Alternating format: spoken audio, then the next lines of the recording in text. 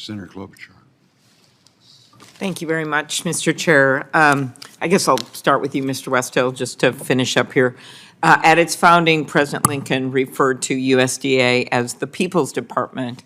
As Assistant Secretary for Civil Rights, if confirmed, you would be responsible for ensuring USDA and its agencies comply with all civil rights laws. If confirmed, what is your plan to ensure compliance with civil rights laws, especially with respect to farm programs, and will you work to rebuild the relationship with farmers who have been involved with civil rights issues and have long distrusted the department? Senator, thank you for the question. I'll start with sort of the latter part of the question. I'm absolutely committed to building relationships with all customers and employees at USDA. Any who want to do business with USDA should be able to do that on equal footing, and you have my commitment there. When it comes to enforcing civil rights and ensuring folks understand their rights and responsibilities around those things, I don't think it's rocket science. It's a pretty clear playbook. One, communicate from the top to the bottom that civil rights will be vigorously enforced, that it's a priority. Secondly, ensure that folks understand their rights and responsibilities. You know, it's important to have a robust proactive prevention technique, plan. And then finally, to hold folks accountable, to really show that you're enforcing those civil rights. So when opportunities come to investigate very deeply any issues that come to light, that you're doing those things and that everyone at USDA, the employees and the customers understand that you're taking those things seriously. Okay, the 2018 Farm Bill requires the USDA in law to conduct civil rights impact analysis with respect to USDA employment programs activities. If confirmed, will you commit to analyzing adverse or disproportionate impact with respect to proposed program changes or reorganizations at USDA, including conducting a civil rights impact analysis?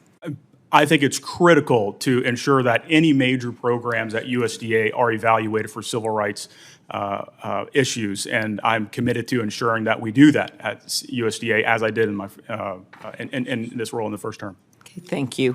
Mr. Lindberg, what opportunities do you see for market expansion in other countries for American ag products?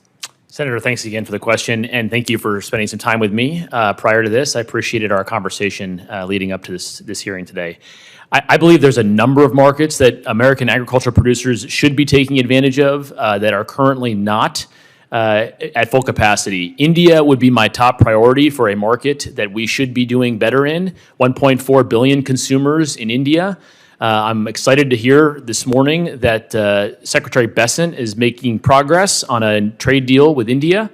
But one of the markets that concerns me the most is the $23.6 billion trade deficit we have with the European Union. And the basket of goods that we produce and the basket of goods they produce is too eerily similar, and the trade deficit is too wide that we should have more market access for our producers in the European Union. Okay. 2 examples. Thank you. And hopefully we can do trade agreements with other countries. I think you all know was a fan of the USMCA. There's still work that has to be done on dairy and other improvements. But to me, that's the way we should be going instead of where we are. And by the way, I was also pleased with the change in India on frozen turkey during the last administration. I understand that's still in place. But I recently led 18 of our colleagues in pressing the U.S. Trade Representative on the impacts that the President's tariff agenda will have on farmers seeking clarity, and I'd like to ask that the letter be entered in the record. Without objection. So I think you know, Mr. Lindberg, there's many, this is a Minnesota euphemism, strong personalities surrounding the President and giving advice on trade. How will you advocate for American farmers and be a voice for preserving and expanding new export markets? Thank you, Senator. I did read the letter you submitted to Ambassador Greer, and I look forward to working with the ambassador. When I was Chief of Staff at the Export-Import Bank, Ambassador Greer was Chief of Staff at USTR, the first Trump administration.